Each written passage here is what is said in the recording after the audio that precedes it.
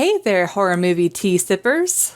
The following podcast will contain spoilers for the movie we are about to review. If you have not seen the movie and do not wish to have anything ruined prematurely, then please do not continue to listen until after you have seen the movie. And welcome to the Horror Movie Tea Podcast.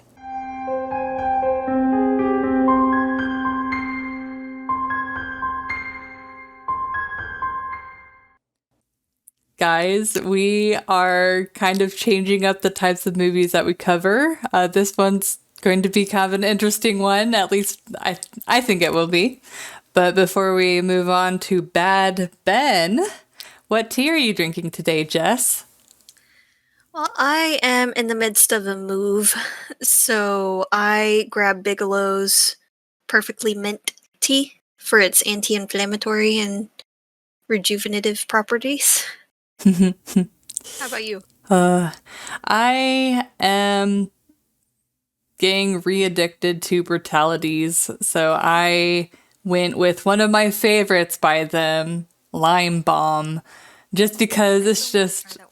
Oh, you haven't tried it yet?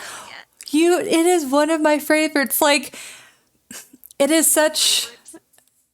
Oh, my favorites. I just like it because it's so simple. It's literally just like oolong and lime flavoring, but it's so tasty. It's like, I do love their other teas, but it's like they have a long ingredient list. Like they have a lot of different flavors and tastes, and those are great. But the fact that they can do a simple tea so well, just love it. But Absolutely. Bad. I think we found one that we didn't like from Brutalities. Yeah, not so far. I found ones that maybe I didn't like as much as others, but I haven't had anything by them that's bad. Yeah. So, but anyways, so Bad Ben. I will, in our entertainment scale, I will break down kind of the background of this movie. But for the summary, this guy, I can't talk today, guys. I'm so sorry. It's been a weekend. We had the live stream last night. We record these in advance once again. So for us, the live stream was last night. For you guys, it was probably several weeks ago. Yeah. But we're exhausted. It's the next day. We're sleepy. Moving, so yeah. Everything hurts and I want to die. Gonna need to just lower the bar for expectations. No! But anyways, so this guy buys this home from a sheriff's cell, and he goes in there and he finds out that the people just left the place. Like, all of their stuff is still there. And he's like, what the heck is going on? But he's like, yay for me, because I got to sell all of this stuff. But, as he's going through, really strange stuff starts happening. And initially he thinks it's a break-in. But then he starts figuring out, there's a weird thing buried in the yard. And so he puts together the pieces and is like, oh, it must be paranormal. And come to find out that he spoke with the people that handled the sheriff's cell, and he found out that the homeowners were brutally murdered in the home. And he's like, why didn't anyone tell me about this? But so he then goes to try and cleanse the place, and it doesn't go so well for him. But the entertainment scale, before I do my rating, let me just give you a little bit of background about this movie. So this guy, and you guys might, if you've watched the movie, you might have figured this out, but this guy, he just spent $300 making the movie. He made it practically all by himself, and he filmed it in his own home. But what's so funny is, like, he spent $300 and he uploaded it onto Prime Video, so you guys can watch it for free. But Amazon pays him for how many minutes people watch. And so he's made over, I think it's like $110,000 on this movie. Like, really good money back there for just $300 he spent. But like this guy, he had dreamed of being a writer. And so I think it's so cool that he was just like, well, if I can't get hired on, I'm just going to make my own dream a reality. Like, yeah, go for it. But this movie, it's got some really wonky dialogue and something that happened that I will get more into in the realism scale. But for me, like, I have seen movies with bigger budgets that were far worse put together than this movie. And it's just, I can't express how charming this movie is to me.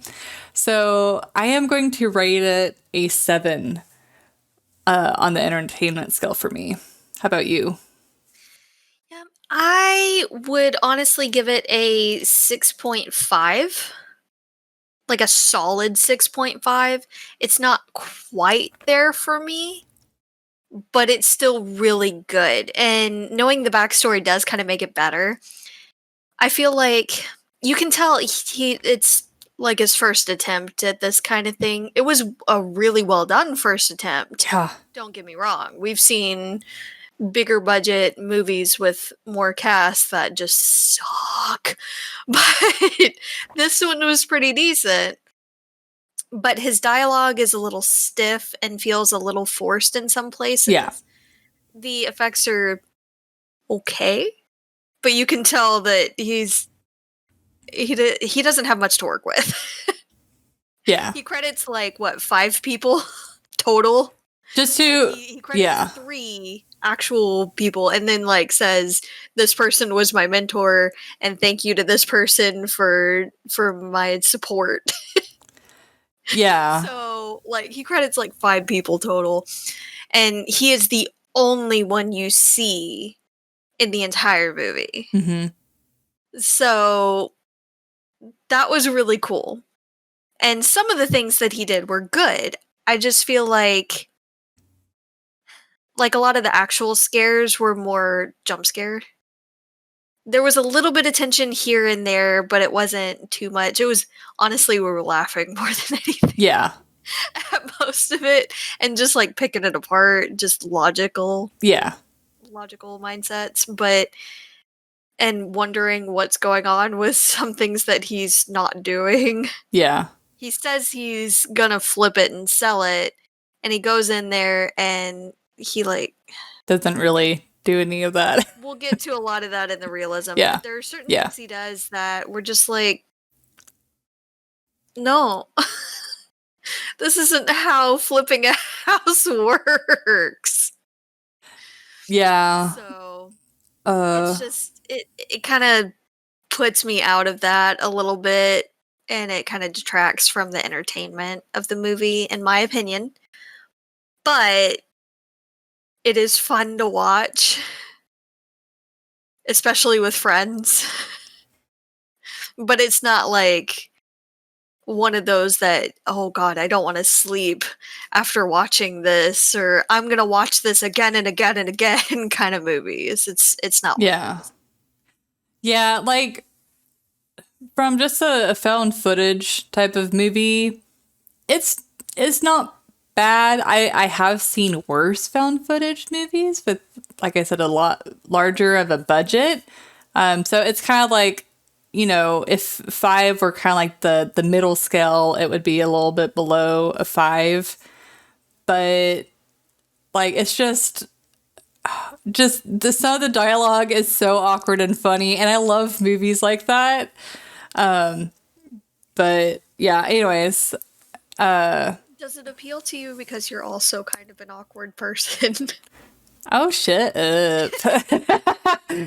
I don't know. I think I can just tell, because I have seen actors are far worse than he is. So it's like, for the most part, the dialogue, it seems to come out pretty naturally, and it does seem like a very believable story. But then there's just these moments, like there's this part where he gets locked out of his house and he's like, fuck my life. Like, okay, that was kind of an extreme for just your door locking you out of the house that you just went around the back. And I mean, I feel like his go-to response, the "God damn it," would have been a bit more organic there. That seemed almost like he was trying to appeal to a younger audience just a little bit. yeah. It's like when older generations go YOLO, and it's just like, please don't. Yeah. You don't have to. Please don't. Yeah, like this movie, I feel like the entertainment would be is very personal because I can imagine some people watching this movie and being like, this is an awful movie and I can't believe I just wasted my time. But knowing the background does help a lot. But it's like even whenever I initially watched the movie a few years ago, I had no idea what the background of it was. I knew it probably wasn't that high of a budget movie because you only see one guy and he's only using house cameras. But it was charming enough that I thought about the movie and I kind of got back into it and I actually ended up watching all 8 Bad Ben movies. Yes, there are 8. But the first one is by far the best. They just get worse and worse and worse, but they get more and more funny to me. But yeah, if you're wanting most serious of a homemade horror movie, then definitely go with the first one. But yeah, I feel like people will either like it or hate it or be like, eh. So, but I personally liked it. Yeah, most of the issues that I had, as per usual, are from the realism scale, so. Yeah, like my realism, if you don't have anything to add, we can move on to realism because I have a lot to say about realism for sure. Yeah, let's go ahead and move to that then. Okay, perfect. You first. Yes. Yeah, I only have like 3 points written down for realism, so I'm sure you have far more than I do. So, even though the premise of the movie is kind of realistic, how it's like you buy a home from a sheriff's cell and you're going to flip it, like, okay, that's a believable enough scenario. But his reactions are so unrealistic. Because, like, for example, whenever he first thinks that people are breaking into his house, he hears the stuff going on downstairs and he goes and grabs a wrench to like fight them off. I'm like, I'm sorry. I would first call the police and then, go defend. I don't know. It's like, it wouldn't be my outward reaction to try and find the people and chase them. Because I'm sorry, what if they have a weapon? Like, you have a wrench. A wrench is not going to do that much. And then I'll let you go down a deeper rabbit hole than I am with this. But whenever he finds the garbage bag with potentially some of Ben's blood on the stuff, he's like, first of all, the blood is way too bright. And then also he's like, oh, I probably shouldn't touch this because this is evidence. And then continues touching it. And then I feel like that's fairly realistic. Most people are like, I'm gonna do it anyway. Fair. But and then there's also the house flipping thing, but I'll let you get into those details. But as far as my rating goes, there is not much as far as the realism goes for me. So I'm gonna give it a 2. How about you? I feel like a 2 is a fair assessment, to be perfectly honest. I couldn't give it a 3. I can't bring myself to do it. Even just setting aside reality for the supernatural things going on and the screeching pterodactyl maybe in the basement. Pterodactyl Jersey Devil noises. Yeah. Which were clearly stock sound bites, but and like the child making cooing noises and all that. That was definitely stock noises. Oh yeah. He did it in a decent way, but you can tell it repeats. Yeah. So it's not a legitimate baby being recorded. As a fellow like audio and video editor though, I do have to admire the fact that he made the stock audio sound like it was coming from the video feed. So kudos definitely for that. Yeah, it was pretty well done. We've definitely seen a lot worse, so no complaints on that front. But they're just setting aside the realism for that. Just he goes into this thing right off the bat. He's mentioned that he's bought the house as is with the intention of flipping it and selling it for profit. And he's walking through and seeing the things, and it seems fairly realistic at first, looking at all the stuff. This is weird. They've left all their stuff here. Mm-hmm. That's so odd. I could sell this stuff and make quite a bit on it. And a lot of people with the intention of flipping it and selling it would probably have that mindset of, this is great. This might mitigate some of the costs that I'm going to have to put into the house to update it a little bit and fix it up. So that's fantastic. Yeah, it's a bit more time. But even if he wasn't going to try to sell some of the stuff, if he donated it, it would be a huge write-off. Either way, it's a good thing.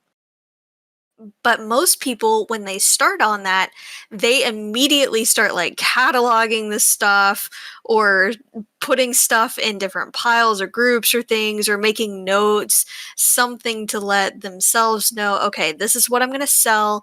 This is what I'm going to keep. This is what I'm going to donate. This is what I'm going to toss. Like, they immediately start going through the checklist and figuring out what they're going to do with everything there. Mm-hmm. And then they start doing it.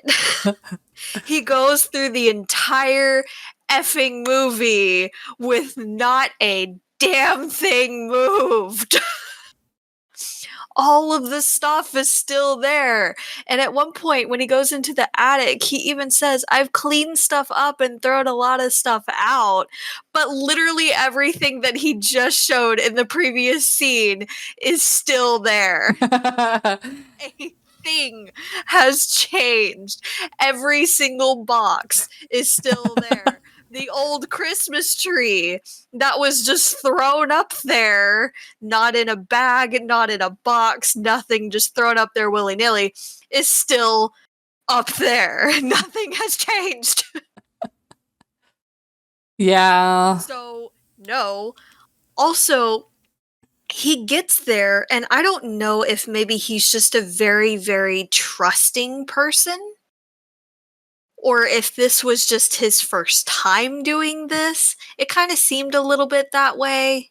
Like, he wasn't really used to this whole process of flipping a house and selling it or anything like that. But he gets to the place. He has sunk every penny he has into it, he says. And he doesn't change the locks. I'm sorry. I don't know about you guys, but that's like within the first hour kind of thing. Yeah. For me. That's, you get to the house and you have the locks changed. Or you change out the doorknobs altogether, like we did, because they didn't match. Like, you change it some way, shape, or form. So you are the only one with a key. Yeah. Because you don't necessarily know when you buy a house as is. First off, you don't know the state. He got really, really lucky, if that really was the case, with the state of the house being as it was. Mm-hmm. But a lot of times you don't know if maybe it was kind of a foreclosure type thing and they were evicted out of the house. You don't know if they up and ditched, or if they died in the house, or what. You have no way of knowing. But if it is a potential situation where they were evicted, you're gonna want the locks changed. because you don't want that person with a grudge coming back Yeah. and messing up the investment that you just made Yeah. because they're ticked off at their situation. No. Then he's over here going through the property and he finally finds the key to the shed, which I'm sorry, again, it's a doorknob. You can take that off. Or worse comes to absolute worse, if you can't like remove the knob very easily, you can drill out the lock and put a new one in there. It's kind of what the locksmith is for. He finds all the stuff.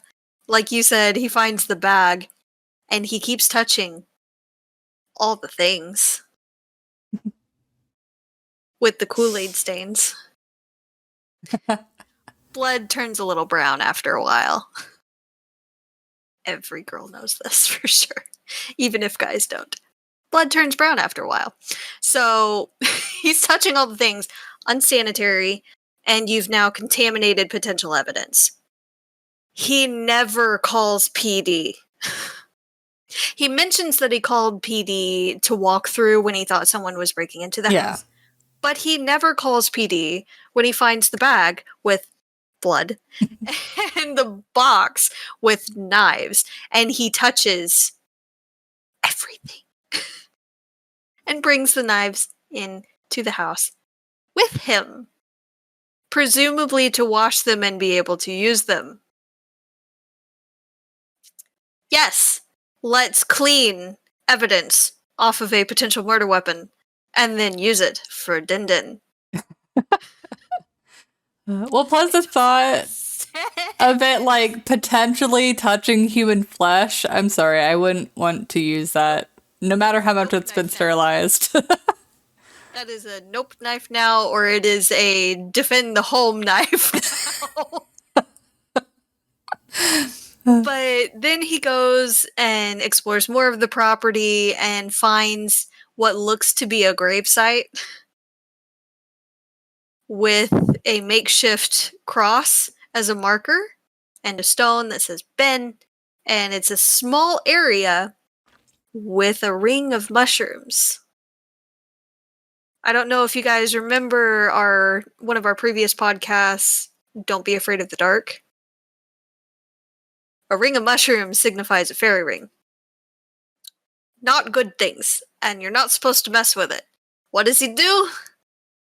He defiles the grave and messes with it and destroys all the mushrooms in the area and calls it a day. Great. Are you sure those weren't stones, though? Because I know the stones were around the... They're for sure Those were mushrooms. It was just the one stone, and those were actual legitimate mushrooms. I'm pretty sure those were stones, though. Okay. They were too fluffy. But, well, and help me... It's like I watched the movie now 3 times. I'm still trying to understand what the heck. I mean, this is probably more towards the entertainment that I didn't add. But it's like... It starts off with a solid storyline, but then like the mystery of the house gets a little bit fuzzy. So I know there's some sort of maybe ritual sacrifice, and so the previous owners got murdered. But then what's with like Ben's grave? Like they don't really explain like if he's a part of the sacrifice or was that happening before? So I'm pretty sure that was good Ben. Oh. And he came out as bad Ben. Okay. Like they lost their child, they buried him, which very weird to bury your child in the backyard. But anyways, and then he almost became zombie Ben. And the Jersey Devil. But then what about like the voodoo dolls that they're showing where it almost showed like a ritual sacrifice or some sort of satanic, whatever. Yeah, it could have been that whoever was doing the ritual, the parents got in the way, and they were trying to use the child as the sacrifice. Almost like the Antichrist, trying to kill him to have him rise again as the Jersey Devil, which you don't find out it's really the Jersey Devil until another movie. Sorry, Yeah. spoiler alert there. But he comes back as bad Ben. Roll credits. He finds the basement with the chain, and it was clearly locked. There's evidence of something living down there, and again, doesn't call the police. Doesn't call an exterminator for the smells to try to find if there's maybe an animal carcass or something.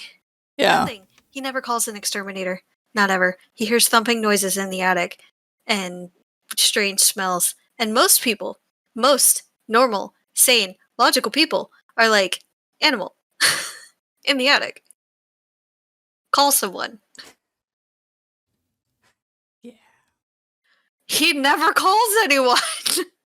It's like, I know he's tight on funds, but there's only so much you can do yourself. Yeah. I'm sorry, guys. You can't DIY everything. Like, there's a limit. Know it. Know your limits. Yes, That's definitely. needed to be stained too. But this is, well, compared to some other things, the fence was in decent shape. I've seen worse, for sure. No, it's just this movie, like, when he mentions right off the bat that he's planning on flipping it and selling it, when he's walking through, immediately my mind is starting to catalog all the things that he's gonna need to change. So I'm looking at the cabinets, the countertops, the flooring, the fence, the yard, how it looks. Yeah. The porch and how the railing is and everything, and I'm just sitting here like, is that potential wood rot right there? That's Plus, there's like a lot of, whenever he walks on the floor, there's a lot of creaking, so might need to get the foundation checked, make sure that that's all okay, and that the wood is in good shape. the power goes out at one point, and he does finally at one point miraculously check the fuse box, the break box, and it doesn't work. So he doesn't call to have like anyone look at it. He doesn't try to call the electric company and see if maybe there's an outage in his area. He clearly has a cell phone with signal. Because he's So he filming doesn't with check it. these things. Yeah, I just all these things just don't make sense. I also don't understand the phone, the landline that's attached to the door frame on the outside at the front door.